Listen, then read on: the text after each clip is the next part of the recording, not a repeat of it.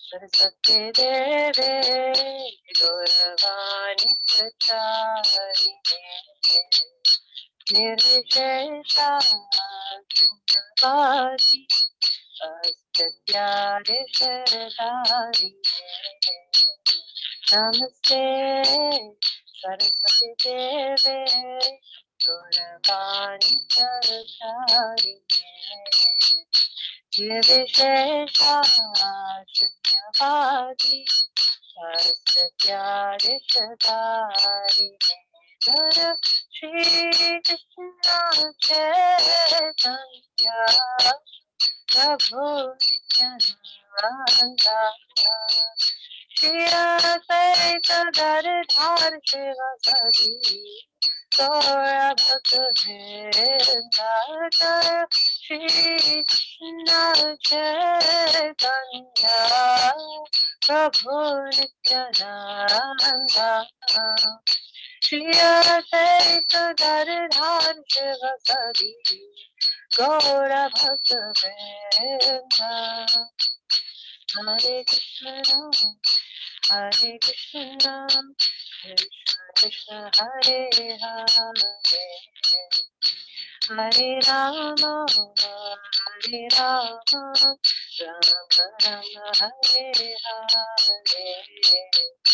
हरे कृष्ण कृष्ण कृष्ण हरे हरे हरे राम हरे हरे हरे कृष्ण कृष्ण कृष्ण हरे हरे हरे राम राम राम हरे हरे हरे कृष्ण कृष्ण कृष्ण हरे हरे हरे राम राम राम हरे हरे हरे कृष्ण कृष्ण कृष्ण हरे हरे हरे राम राम राम हरे हरे हरे कृष्ण कृष्ण कृष्ण हरे हरे हरे राम राम हरे हरे हरे कृष्ण कृष्ण कृष्ण हरे हरे हरे राम राम हरे हरे हरि बोल हरि बोल नित्य गौर हरि बोल नित्य गौर हरि बोल नित्य गौर हरि बोल जय जय प्रभुपाद जय जय प्रभुपाद जय जय Prabhupada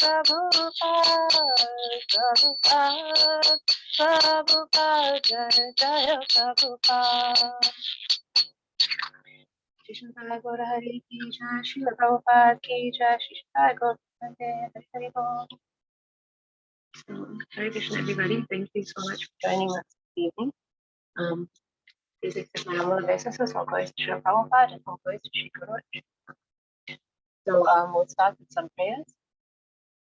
Om Jnanatimirandasya Ginangina Shalakaya Chakshurunmilitam Yena Tasmai Shri Gurave Namaha Shri Chaitanya Manobhishtam Sthapitam Yena Bhutale Swayam Rupadamahyam Dasi Swaptantikam Om Vishnu Padaya Krishna Prasthaya Bhutale Srimad Bhaktivedanta Swamini Namine Namaste Saraswati Devi Gauravani Pracharini Nirvishesha Shruti Vajrayani.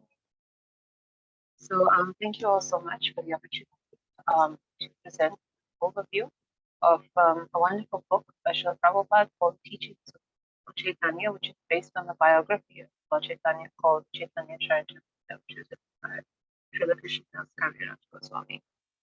So we've been moving through The chapters are now we're doing part 2 of chapter 11, which is entitled Service to the Lord.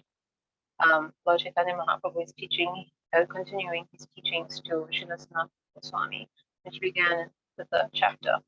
So we'll start with the invocation, which is the first verse of, verse 18 of the first chapter of the Adi Leela of Chaitanya Charitamrita. Jaya Jaya Shri Chaitanya, Jaya Nityananda, Jaya Advaita Chandra, Jaya Gaura Bhakta Vrinda, Jaya Jaya Shri Chaitanya, Jaya Nityananda, Jaya Advaita Chandra, Jaya Gaura Bhakta Vrinda, Jaya Jaya Shri Chaitanya, Jaya Nityananda, Jaya Advaita Chandra, Jaya Gaura Bhakta Vrinda. So the translation is, glory to Shri Chaitanya and Nityananda, glory to Advaita Chandra, glory to all the devotees of Shri Gaura, Lord Chaitanya. So we begin. Chaitanya Mahaprabhu explained that Krishna is just like the sun and that Maya, the illusory material energy, is just like darkness. Therefore, one who is constantly in the sunshine of Krishna cannot possibly be deluded by the darkness of the material energy. This is very clearly confirmed in the last 4 principal verses of Srimad Bhagavatam, that is in Canto 2, Chapter 9, Text 54, as well as in Srimad Bhagavatam, Canto 2, Chapter 5, Text 13, which states, the illusory energy or Maya is ashamed to stand before the Lord. Nonetheless, the living entities are constantly being bewildered by this very same illusory energy. So we're beginning now, as Lord Chaitanya Mahaprabhu will describe how the living entity can overcome the influence of Maya. Last week we were discussing that the denseness of Maya or illusion is so great that the living entity thinks that they can understand all kinds of topics, including spiritual topics, even Vedic study, even though one may be so deep within illusion. Maya's power is that strong over the living entity. But in front of the Supreme Lord, Maya is ashamed, as Lord Chaitanya is describing. She is an energy of the Lord and always subordinate to him, and the Lord can never come under her influence, never be put to illusion. But she is in charge of putting the living entities into illusion. And Srila Prabhupada explains in another purport, that of Canto 1, Chapter 7, Text 5, that she's ashamed of this function of putting the living entities into illusion. She knows that this doesn't please the Lord. She's not happy that the living entities are suffering. But because we have the need for reformation, because we're constantly bewildered by material desires, that we need to be punished in return until we understand that these material desires are the cause of our suffering, so that we can start becoming serious about finding a way out, which will eventually lead us by the mercy of the Lord and his devotees to devotional service. Maya's role is there to keep punishing us. But still, of course, she's not happy about this. The Lord is not happy about this.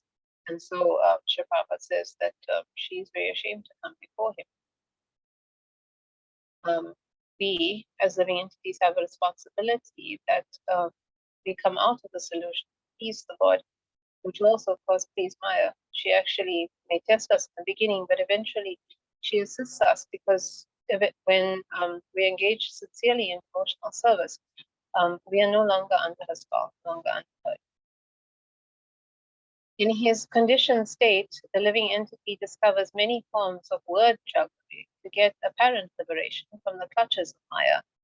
But if he sincerely surrenders unto Krishna by simply once saying, my dear Lord Krishna, from this day I am yours, he at once gets out of the clutches of the material energy. This is confirmed in the Ramayana, Yuddhakanda, 1833, where the Lord says, Sakrit eva prapannaya stavasmiti cha yachite abhayam sarvada tasmai dadami etadritam mama. Translation is, it is my duty and vow to give all protection to one who surrenders unto me without reservation. One may develop the desire to enjoy fruitful activities, liberation, jnana, or the perfection of the yoga system. But if one becomes very intelligent, he will give up all these paths and engage himself in sincere devotional service to the Lord. So even though the living entities are mostly an illusion, when one is fortunate enough to understand that this constant desire of sense gratification is the actual source of misery, Such a person may think to come out of the illusion of Maya, but unfortunately, as Lord Chaitanya states, they think to do it through philosophy, through wordjuggery, through speculation. And of course, this is specifically related to the path of Mayavad. And the thinking is tempting in that pattern because someone will consider that since God, since Krishna is not ever under the spell of Maya, then surely to become one with God or to become God means that we will be free of Maya once and for all. But Krishna never advises us in any of the scriptures to become one with Him, to become free of Maya. Rather, like in this beautiful verse in the Ramayana and in so many other places, Krishna says that one who surrenders to Him or one who takes to his devotional service, that person is given protection in all regards. It certainly is free of illusion in all ways. Trying to get out of the clutches of Maya by trying to become one with Krishna is like trying to get out of a dark well by clutching onto a snake rather than clutching onto a rope. This is the unfortunate predicament of those who take to the process of speculation in this regard. We think of another analogy. If you have a very just and kind king, and that king has a servant who is taking care of all the affairs very nicely, then certainly that king will protect that servant and take care of them very well in return. But if you have somebody who's trying to come and take over the position of the king or try to share power with the king is not going to be very pleased to assist that person. So similarly, somebody who is sincere in devotional service and is in the position of the servant of the king is a servant of the Lord, and the Lord is going to take care of them. But as Srila Prabhupada once said, why should Krishna help the competition? Why should he help those who are also trying to become him? Srimad Bhagavatam, Canto 2, Chapter 3, Text 10 confirms that an intelligent person, whether free of desires or full of desires for material enjoyment or desirous of liberation, should engage in intense devotional service. Those who are ambitious to derive material benefit from devotional service are not pure devotees, but because they are engaged in devotional service, they are considered fortunate. So because this pervasive mentality of the material world is that we always want something in return for anything that we do, and this tendency, of course, becoming more pronounced as Kali Yuga progresses. Some of us probably remember a time when anyone being a good Samaritan was more of a regular occurrence than it is now. We think that everything that we do should be rewarded in some way or the other. And similarly, when we take to devotional service to Krishna, then we think the same thing, that there must be some kind of reward, only we don't think of it in terms of spiritual, in the spiritual way, because everything that we understand is material. And so we find as well that if somebody is engaging in Krishna service and they go through some difficulties, maybe financial or health-wise, or in that way, people will question, but you're doing so much for Krishna, or you're doing so much for God, or you're so religious, He's not helping you in return. So Krishna's mercy on us is not in the way that materialistic people expect. But even so, even if someone is expecting some material gain from Krishna, still they should take to devotional service. In time, they will become purified of such material desires.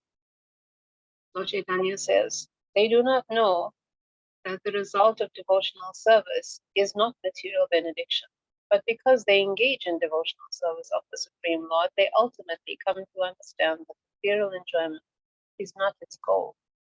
Krishna says that persons who want some material benefit in exchange for devotional service are certainly foolish because they want something that's poisonous for them. Yet, although a person may desire material benefits from Krishna, the Lord, being all powerful, considers the person's position and gradually liberates him from a materially ambitious life and engages him in more devotional service. When one is actually engaged in devotional service, he forgets his material ambitions and desires. This is confirmed in Srimad Bhagavatam, Canto 5, Chapter 19, Text 27. Lord Krishna certainly fulfills the desires of his devotees who come to him in devotional service, but he does not fulfill desires that would again cause misery.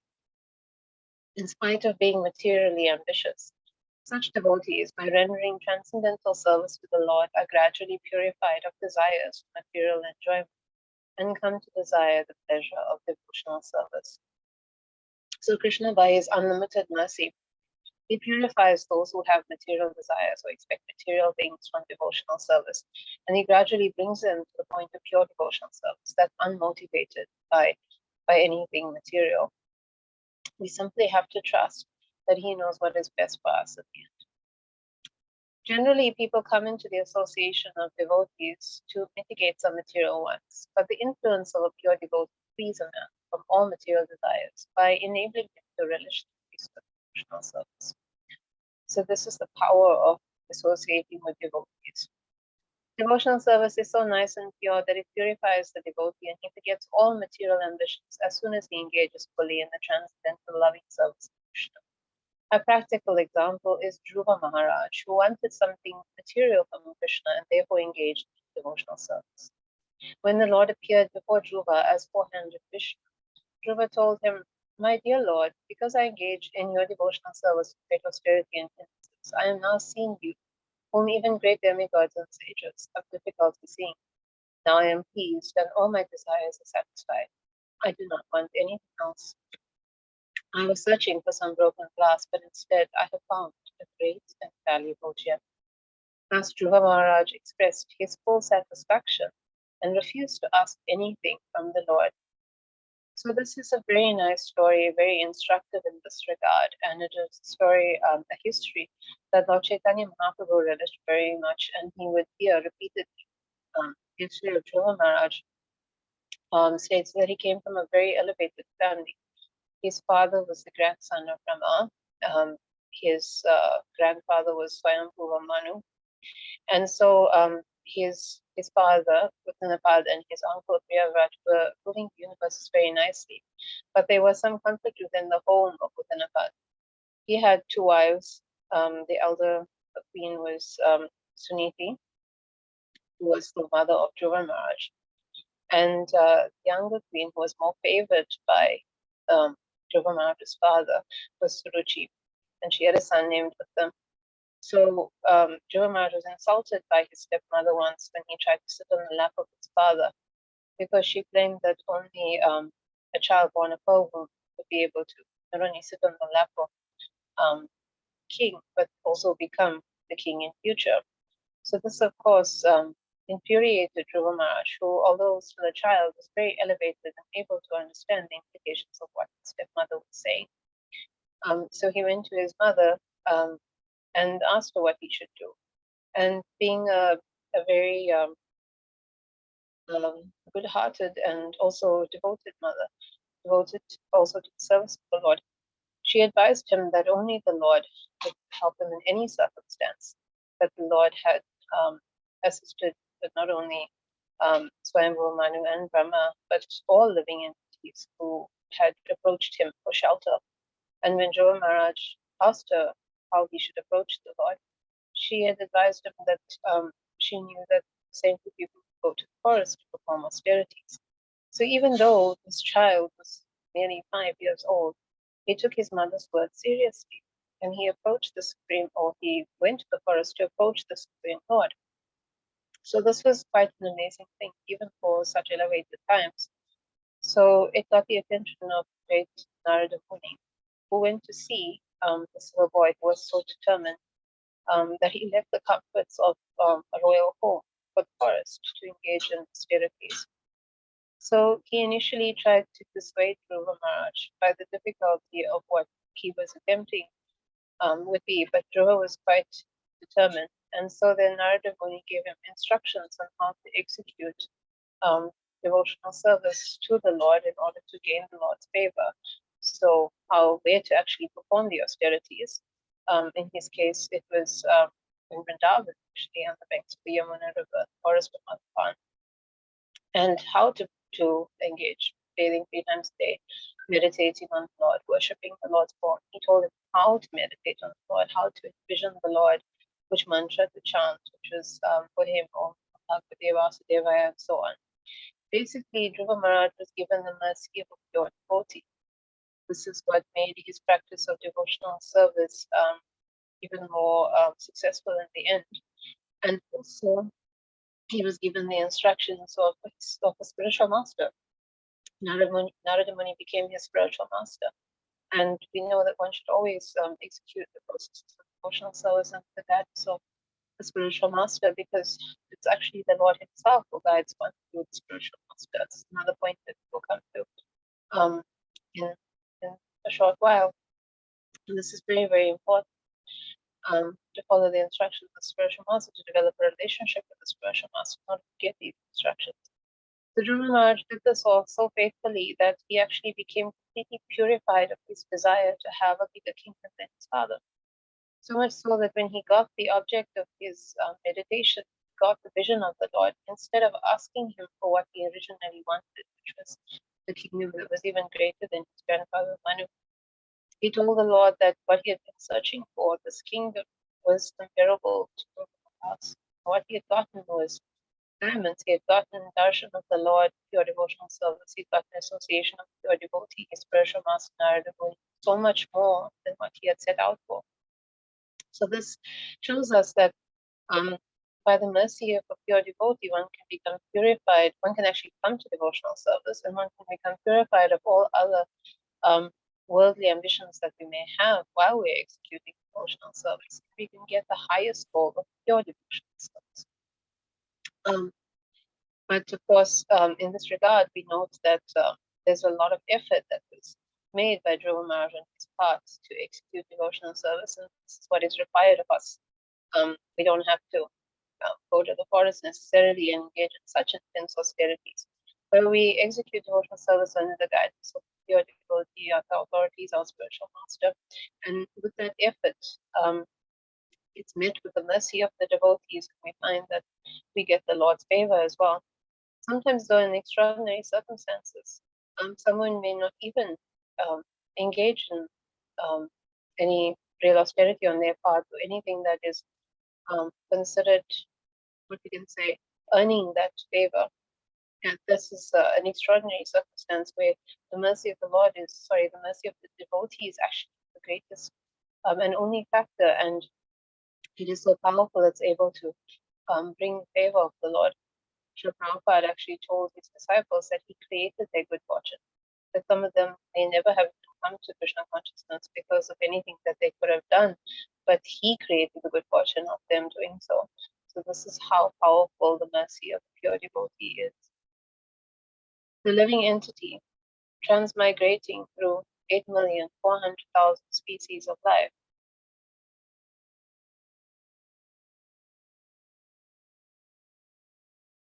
is sometimes likened to a log gliding downstream on the waves of a river. Sometimes, by chance, the log washes up on a shore and is thus saved from being forced to drift further downstream. In this regard, there is a nice verse in Srimad Bhagavatam, Canto 10, Chapter 38, Text 5, that encourages every conditioned soul. No one should be depressed by thinking that he will never be out of the clutches of matter, for there is the possibility of being rescued, exactly as it is possible for a log floating down a river to come to rest on the bank. This fortunate opportunity was also discussed by Lord Chaitanya. Such fortunate instances are considered the beginning of the decline of one's condition in life, and they occur if one associates with the pure devotees of the Lord. By associating with pure devotees, one develops attraction to Krishna. There are various types of rituals and activities, some of which lead to material enjoyment and others to material liberation. But if a living entity takes to those ritualistic activities by which pure devotional service to the Lord is developed in the association of pure devotees, then his mind naturally becomes attracted to devotional service. In Srimad Bhagavatam, Canto 10, Chapter 51, Text 53, Muchukunda states, "My dear Lord, while traveling in this material world through different species of life, a living entity may progress toward liberation. But only when he gets the chance to come in contact with a pure devotee can he actually be liberated from the clutches of material energy and become a devotee of you, the personality of Godhead." So in this way, we see that these encounters with pure devotees are what starts us on this process of devotional service, because it's something that we can't actually, what we can say, be guaranteed about. One may feel a little concerned or anxious for oneself or for other living entities. So here, Lord Chaitanya Mahaprabhu and Srila Prabhupada is saying that one should not be depressed or concerned about such opportunities because, especially in this age of Kali Yuga, they're coming in waves, in unlimited waves because of Lord Chaitanya Mahaprabhu's extraordinary mercy on all living entities. There are many more chances than there ever were for living entities to come in contact with devotees and to thus take to devotional service.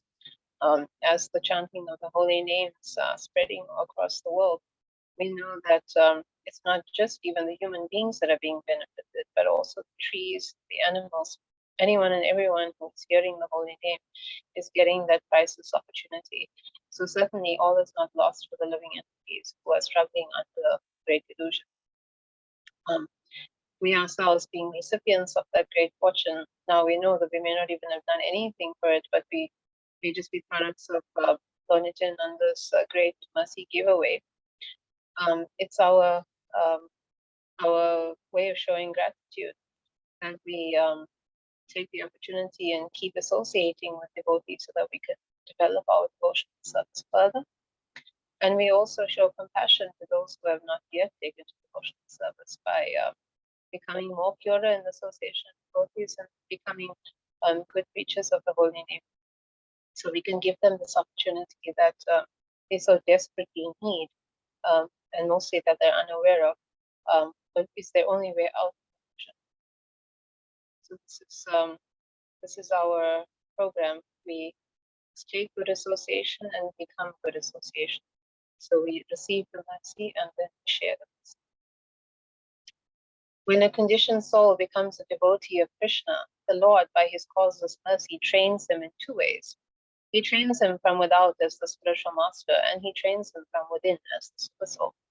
In this connection, there is a very nice verse in the Srimad Bhagavatam, Canto 11, chapter 29, text 6, in which Uddhava says to Lord Krishna, "My dear Lord, even if someone lives as long as Brahma, he would still be unable to express his gratitude to you for the benefits derived from remembering you. Out of your causeless mercy, you drive away all inauspicious conditions for your devotee, expressing yourself from without as from outside as the spiritual master and from inside as the super soul." So we come again to this point about the importance of accepting a spiritual master and the caution that it's not something as ritualistic and personal. As whatever is saying, we get instructions from within by the super soul and from without by the spiritual master. So these instructions are ongoing and continuous. This is the Lord's mercy to us, and these are developed. These are understood through developing our relationship with the spiritual master. Krishna himself tells us in the Bhagavad Gita, the 4th chapter, how we should do this. We should render service to the spiritual master, and we should inquire from him specifically. So this is a relationship. This is not something that we just see as a formal initiation, and that's the end. Through this relationship, through submissively, humbly, and expertly becoming a good disciple, one is able to develop the relationship with the spiritual master and thus develop the relationship with Krishna, who is guiding us through the spiritual master. If one somehow or other gets in touch with a pure devotee and thus develops a desire to render service, devotional service to Krishna, he gradually rises to the platform of love of Godhead and is thus freed from the clutches of material energy. This is confirmed in Srimad Bhagavatam, Canto 11, chapter 20, text 8, where the Lord says, "One who, out of his own accord, becomes attracted to topics of my activities, being neither allured nor repelled by material activities, following the path of devotional service, leading to the perfection of love of God, becomes possible. However, it is not possible to achieve the stage of perfection without being favored by a pure devotee or a Mahatma, a great soul. Without the mercy of a great soul, one cannot even be liberated from the material clutches. What to speak of rising to the platform of love of Godhead?" This is also confirmed in Srimad Bhagavatam, Canto 5, chapter 12, text 12, in a conversation between Jadharat and King Rahugana, ruler of the Sindhu and Sovira provinces. When King Rahugana expressed surprise upon seeing Bharat's spiritual advance, Bharat replied, "My dear Rahugana, No one can attain the perfected stage of devotional service without being favored by a great soul, a pure devotee. No one can attain the perfectional stage simply by following the regular principles of scripture, or by accepting the renounced order of life, or by prosecuting the prescribed duties of household life, or by becoming a great student of spiritual science, or by accepting severe austerity and penitence for realization.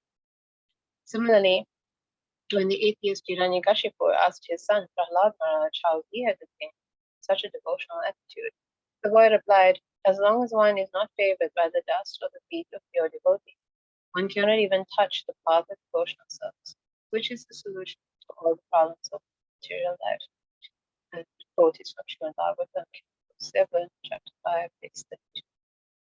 So these many beautiful and powerful statements make clear that the mercy of a pure devotee is absolutely and completely necessary for one to take the devotional service to perfect devotional service.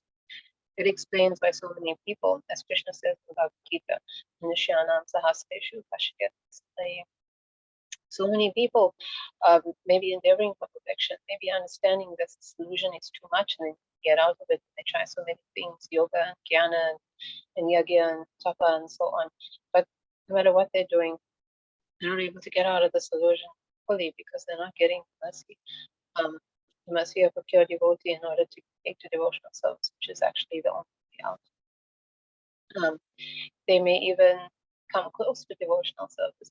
So many people will come into contact with Bhagavad Gita. So many people will hear the holy name. So many people will even come to the temple for some reason or the other. But they need the mercy of a pure devotee in order for any of these encounters to bear fruit. So Prahlad Maharaj and Jada Bharat are speaking about this because they were also recipients of pure devotees' mercy. Jada Bharat's story is very fascinating because he got the mercy of pure devotees as a deer, which shows that the mercy of a devotee can anyone or anything, whether it's a plant or an animal also. To recap quickly on the story of Jada Bharat, he was a great king who, in his previous lives, he was a great king Bharat who unfortunately became attached to a deer and thought of the deer at the time of death. And he unfortunately had to become a deer because of what he thought of. And in that life of being a deer, he lived very near an ashram where pure devotees were. And of course, through the mercy of those pure devotees, he was able to take birth as Jad Bharat in his next life and engage in devotional service very sincerely this time, very seriously, so that he didn't make the same mistake that he did previously. Prahlad Maharaj was favored by Narada Muni just as Dhruva Maharaj was, and Narada Muni himself was favored by the Bhaktivedantas who he served when he was the son of a maidservant in his previous life. So there's so many histories throughout the scriptures about the importance of a pure devotee's mercy for us to take devotion. Thus, Lord Chaitanya told Sanatana Goswami that all scriptures stress association with pure devotees of the Lord. The opportunity to associate with a pure devotee of the Supreme Lord is the beginning of one's complete perfection.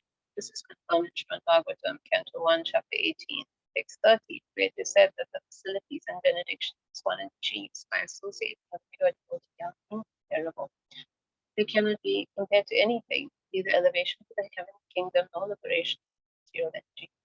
Lord Krishna also confirms this in the most confidential instruction of Bhagavad Gita, chapter 18, 64 and 65, wherein he tells Arjuna, "My dear Arjuna, you are my affectionate friend and relative, and therefore I am imparting to you this most confidential knowledge for your benefit. Just become always mindful of it, become my constant devotee, become my constant worshipper, and become a soul surrender. Only in this way will you be sure to achieve my abode. Because you are my very dear friend, I hereby disclose to you this most confidential knowledge." So there are, again, many people who will read this instruction but not be able to take it seriously because they have not had, as the verse quoted from the Bhagavatam, a moment's association with your devotee. This knowledge of devotional service is what we call an open secret. Krishna is declaring it in Bhagavad Gita, and Bhagavad Gita has been distributed all over the world, all over the universe. So how come it's a secret? how many people can actually take to it. The secret is divulged to those who are favored by devotees, and so they're able to decode the meaning and live according to it in devotional service. Such a direct instruction from Krishna is more important than any Vedic injunction or regulative service. There are certainly many Vedic injunctions, ritualistic and sacrificial performances, regulative duties, meditative techniques, speculative processes for gaining knowledge, but Krishna's direct order is to give up everything else, become my devotee or a worshipper, should be taken as the final order of the Lord and should be followed. If one is simply convinced of this direct order of the Lord in the Bhagavad Gita, he becomes attached to his devotional service and gives up all other engagements. One will undoubtedly attain success. To confirm this statement, Srimad Bhagavatam, Canto 11, Chapter 20, Text 9, Krishna says that one should follow other paths of self-realization only as long as one is not convinced of his direct order to become his devotee. It is the conclusion of the Srimad Bhagavatam and Bhagavad Gita that the direct order of the Lord is to give up everything and engage in devotional service. So it's so very important to become convinced of the Lord's order, because it says here that unless one is not convinced of it, then one should basically just stick to the other processes of dhyana and karma and mystic yoga and so on. So why is this point made? It's because that conviction, that reading when Krishna says, just surrender unto me, and believing in that statement that yes, I should surrender unto Krishna. This is the ultimate of all Vedic instruction. It's the ultimate goal of life. That conviction is the beginning of devotional service, and that is called faith. We know that faith is the first step in devotional service, and we progress from faith to the other activities, bhajana, kriya, sadhusanga, and everything. Nishta, Ruchi, Asakti, Bhavan, Prema. So the way to Prema starts with this Shraddha. If we don't have it, we can't actually make any progress in devotional service. And the beginning of Shraddha, because getting to firm faith is actually quite a process. But just beginning in this, taking the first steps of faith is the conviction that what Krishna is saying is correct and that I need to understand this. I need to become surrendered to Him and engage in devotional service. That Shraddha is very important to have. So unless one has it, there's no point that one even tries to take devotional service. And by having the association and mercy of a pure devotee, this is how we get the beginnings of that faith. Firm conviction that one should execute the order of the Lord is known as faith. One who has faith is firmly convinced that simply by rendering devotional service to Lord Krishna, all other activities are automatically performed, including rituals, duties, sacrifices, yoga, and the speculative pursuit of knowledge. So we see that if we have any doubts that devotional service is not all in all and that we can get something else, some other process, then without that firm faith, we will not be able to take devotional service properly. In fact, devotional service to the Lord includes everything. As stated in Srimad Bhagavatam, Canto 4, Chapter 31, Text 14.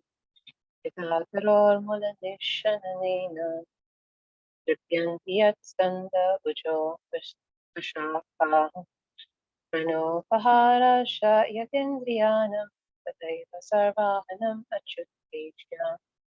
By watering the root of a tree, one automatically nourishes the branches, twigs, leaves, and fruits, and by supplying food to the stomach, one satisfies all the senses.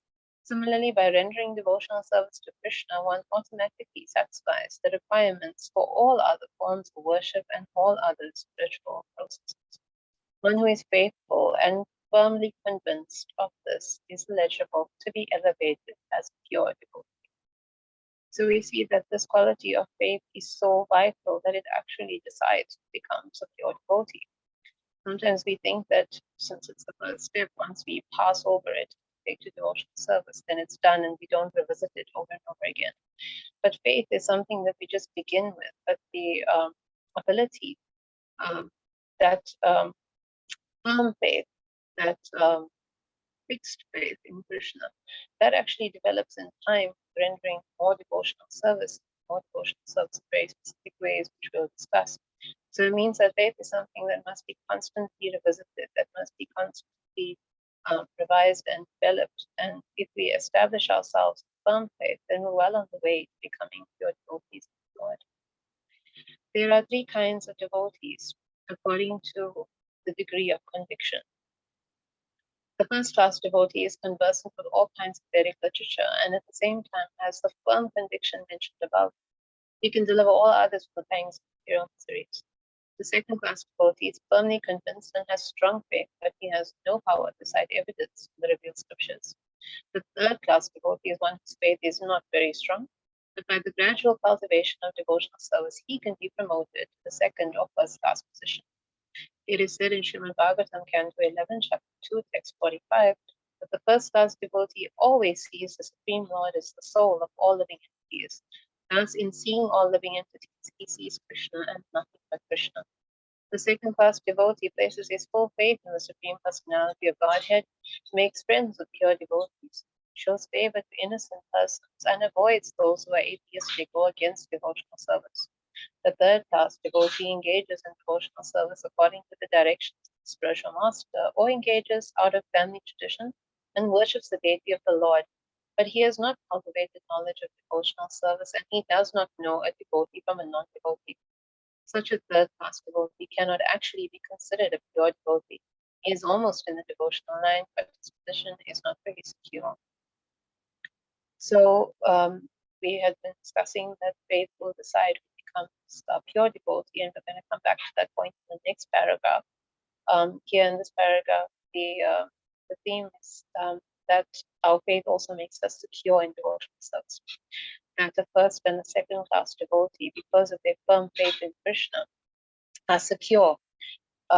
They will not fall down easily from devotional service. But a third class devotee, they have a little bit of faith, which we've said before is enough to bring them to devotional service. But in order for them to become secure in devotional service, they need to develop their faith further.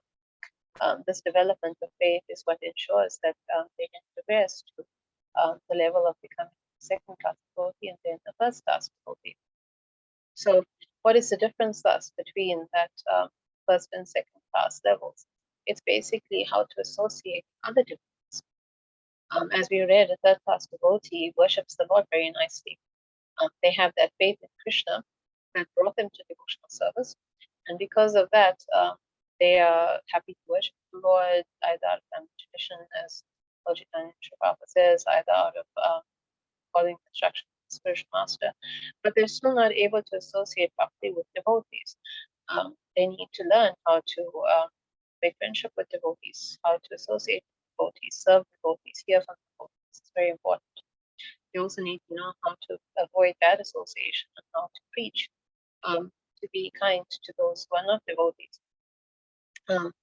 This ability, it means, to associate with other devotees is what should make them more steady, because that is different between the first and second class. And we'll see why in the next paragraph. One can thus conclude that when a person shows love for God and friendship for devotees, displays mercy towards the innocent, and is reluctant to associate with non-devotees, he may be considered a pure devotee. By developing devotional service, such a person can perceive that every living entity is part and parcel of the Supreme. In each and every living entity, he can see the Supreme Person, and therefore he becomes highly developed in Krishna consciousness.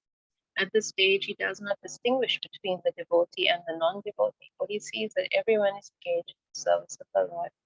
Such a pure devotee continues to develop all great qualities while engaged in Krishna consciousness and devotional service. As stated in Srimad Bhagavatam, Canto 5, Chapter 8, Text 12. Yasyasti bhakti bhagavati akinchana sarve ardhanaistattra samasate suraha harava bhaktasya gato mahadana manumradana sati dravato dhavato vai.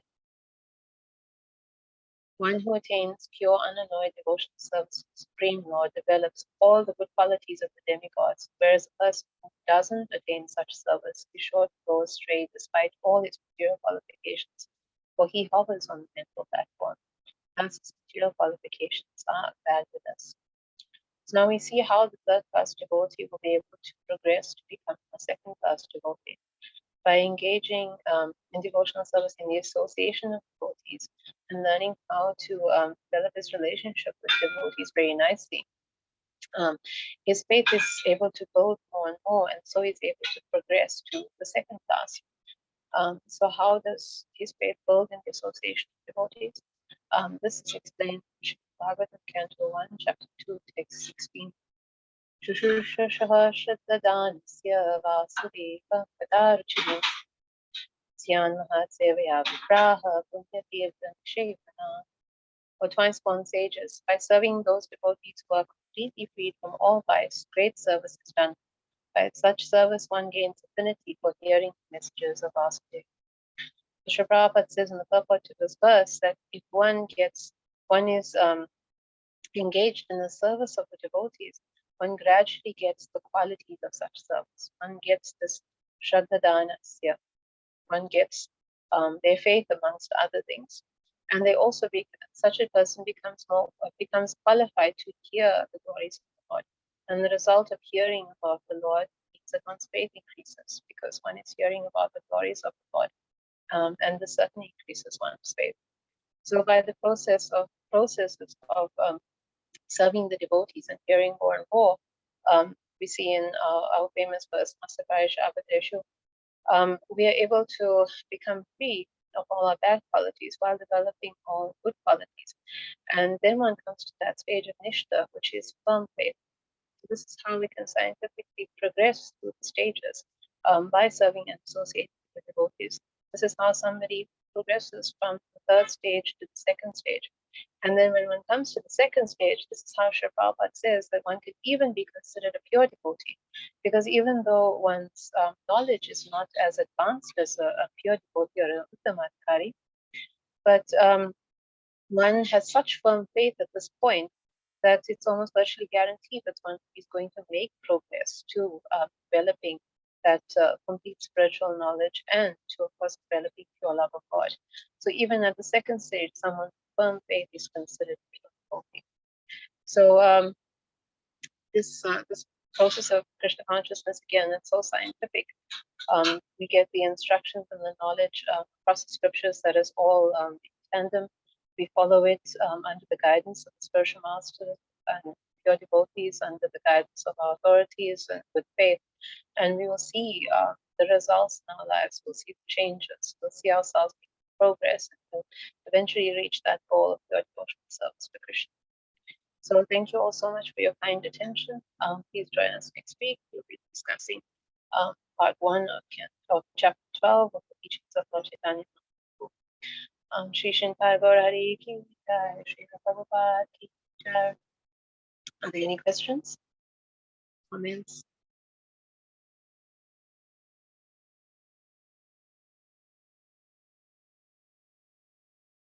Anything? Thank you, Shamaji. Thank you for the wonderful class. Thank you. Roger, what Prabhu Hare Krishna? Is any comments or questions from you? Hare Krishna. Any realization from your side? No questions today. But thank you very much for the class, Mataji. I enjoyed it. Thank you so much. Prabhu. Thank you. Damodar Prabhu Hare Krishna, welcome. Any comments or questions from your side? Any realizations you'd like to share? Haribo, yeah, thank you. No question. Thank you for the class. Actually, I was working and listened to the class. Yeah, thank you. Haribo. Thank you, bro. So much. Vilasani Radha Dasi Mataji Hare Krishna. Welcome. Any comments or questions, realizations from your side? Hare Krishna. Thank you very much for this inspiring class. I really enjoyed it. Sorry I joined late.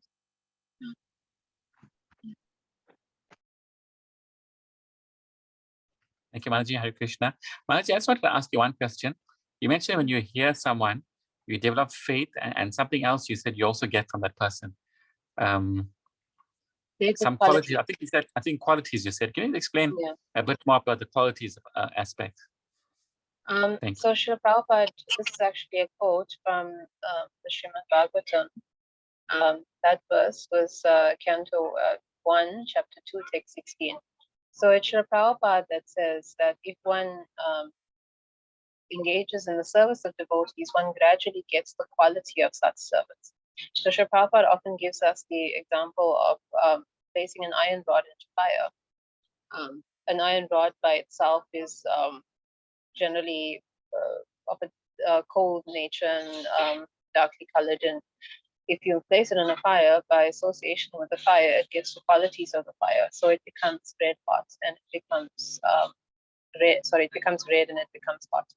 So in the same way, if one is associating with devotees, if one is serving devotees nicely, then one also develops the qualities of those devotees. And those good qualities will help us to progress in our devotional service. By associating with devotees and by hearing the Srimad Bhagavatam, our bad qualities are also destroyed. So we have these processes that are happening at the same time. Our good qualities are increasing and our bad qualities are being destroyed. And this is how we are making progress steadily towards developing that firm faith, which is our intermediate goal, and love of Krishna, which is our ultimate goal. Also, we quoted another verse that says that one who attains to pure devotional service is developing all the good qualities of the demigods. Anybody who's engaging in any other process of realization, whether it's dhyana, yoga, no matter how nicely qualified they are in those processes, they're not going to get the good qualities that one gets when one is engaged in devotional service, specifically the association and service of the devotees. Is that okay, Prabhu? Hare Krishna Mataji, thank you so much. Thank you. Hare. Thank you. We hope to get some of your good qualities to Mataji. No. I'm getting good qualities Yeah. from all of you. Thank you so much. All our bad qualities are disappearing as we're hearing you. Thank you. Hare Krishna. If there are no other questions, we'll have some kirtan.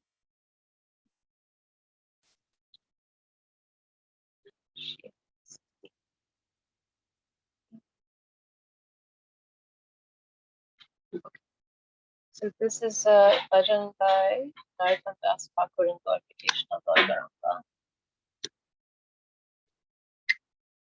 Purangira beauty pada Jaradana Samdada Purangira beauty pada Jaradana Samdada Se jane bhakti rasa Se jane bhakti rasa Purangira madhur lila Charavane pavishila Purangira madhur lila Charavane pavishila Hridaya nirma Veduta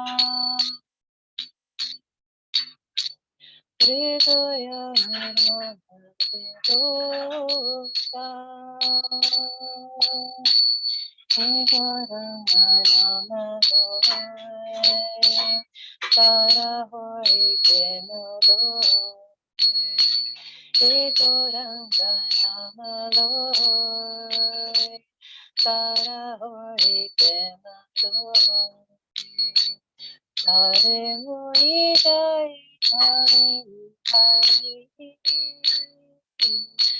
Tare moi jai Boli Hari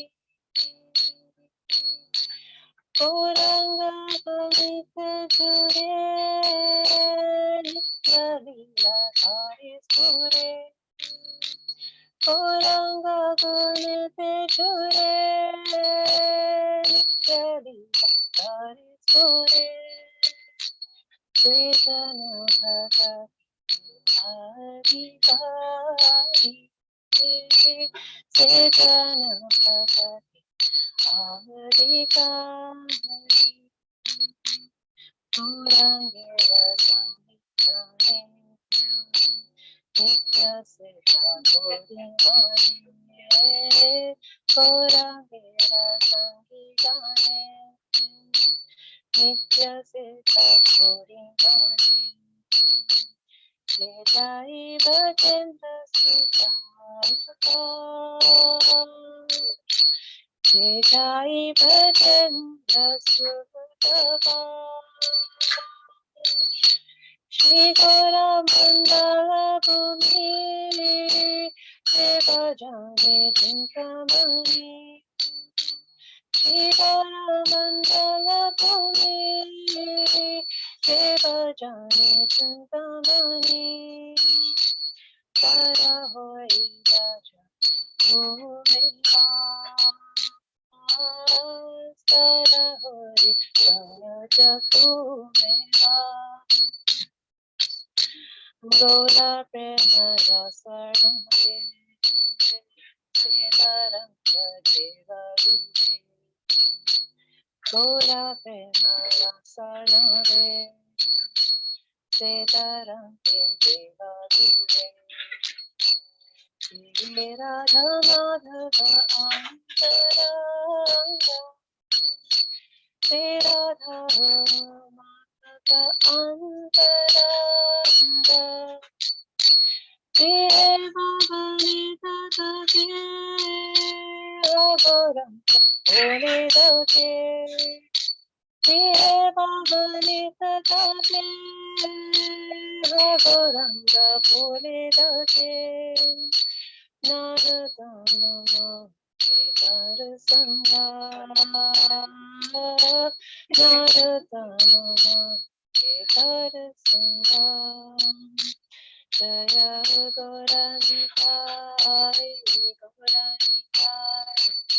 Gauranitai, Jaya Gauranitai, Jaya Gauranitai, Gauranitai, Gauranitai, Jaya Gauranitai, Prabhupada, Prabhupada, Jai Prabhupada, Jai Jai Prabhupada, Prabhupada, Prabhupada, Jai Jai Prabhupada, Jai Jai Gurudev, Gurudev, Gurudev, Jai Gurudev, Jai Jai Gurudev.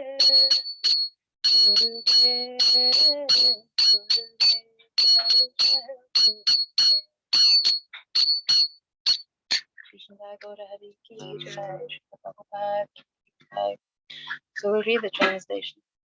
Anyone who has accepted the two lotus feet of Lord Chaitanya can understand the true essence of devotional service. If one is captivated by the pleasing pastimes of Lord Chaitanya, with everything in his heart will all become blessed. One who simply takes the holy name of Gaura Sri Krishna Chaitanya will immediately develop love of God. To such a person, I say, bravo, very nice, excellent. If one appreciates the merciful pastimes of Lord Chaitanya, feels ecstasy and sometimes pride, this process will completely help him to understand the eternal pastimes of Radha Krishna. Simply by understanding that the associates of Lord Gauranga are eternally free from fear of contamination, one can immediately be promoted to the transcendental abode of Lord Krishna. If one simply understands that that land of Navadvip is not different from Vrindavan, then one actually lives in Vrindavan. If one says, let me dive deep into the waves of the nectarian ocean of the transcendental loving introduced by Lord Chaitanya, he immediately becomes one of the confidential devotees of Radha and Krishna. It does not matter whether one is a house singer living at home or a Vanapashtra or a sannyasi living in the forest. If he chants O Gauranga and becomes a devotee of Lord Chaitanya, then Narottam Das begs to have his association. So thank you all again so much, friends. Hare Krishna, Srila Prabhupada.